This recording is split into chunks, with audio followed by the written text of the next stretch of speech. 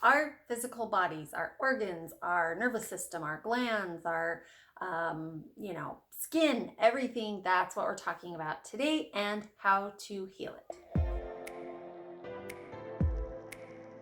Hey guys, and welcome to today's video.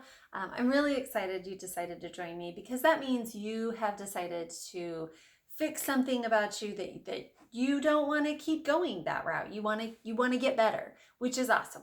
So today we're going to be talking about our physical bodies. Now, before we get going, I want you to like, share, subscribe, and if you come up with a question or you come up with maybe something that you're struggling with your physical body, and this isn't quite, you're not quite sure how to fix that specific problem, then go ahead and leave it in the comment section and I will try to make a video specifically to that as soon as possible. Okay, so our physical body, I don't think there's anybody who doesn't understand what I'm talking about, but this is your organs. This is your physical part. This is not emotional. This is not a trauma. This is not stress. This is your physical body. So is what I'm going to use as an example is take like an accident, right? So typically if you were in an accident, you'll probably have some type of physical injury. So maybe you'll have whiplash or you'll have a back problem from it. So is what we're going to do is we're going to use the 5 steps and we're going to try to relieve that pain that you feel. Okay, so step 1 is I want you to be very specific. So if you had whiplash, you kind of get the general idea of where that pain is going to be. So we're going to think of it. The next thing we're going to do is we're going to think of how would you physically fix that? If you could be a magician and say, go ahead and fix it, how would you do that? So how would you rearrange the things that you needed to do?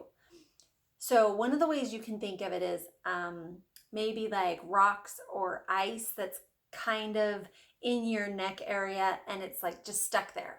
But if that ice were to melt and it would to melt away, then the pain would go away, right? So if you can sit and think, I like to close my eyes. If that works for you, great. If not, no big deal. But I like to close my eyes and I like to think of the ice melting away. And with that, so does the pain. The pain completely leaves. The last thing that we're going to do is we're going to replace it with what we do want it to feel like. So I'm sure if the accident has happened recently, you can remember what it feels like to not have that pain. So that's what I want you to focus on. I want you to think of it melting away. And as you're thinking of melting it away, what does it feel like? How did it feel like when it wasn't painful? So those are really the steps. And then you need to repeat it as many times as you can, especially if the pain is still there. Now, one of the things I would definitely want to say, if you have had an injury or you have a pain and it's been going on prolonged, kind of like migraines or headaches, typically, if it has been going on for a very long time, I know it feels physical, obviously, you're feeling pain. However, a lot of the times it can be emotional or a mental problem, not so much a physical problem.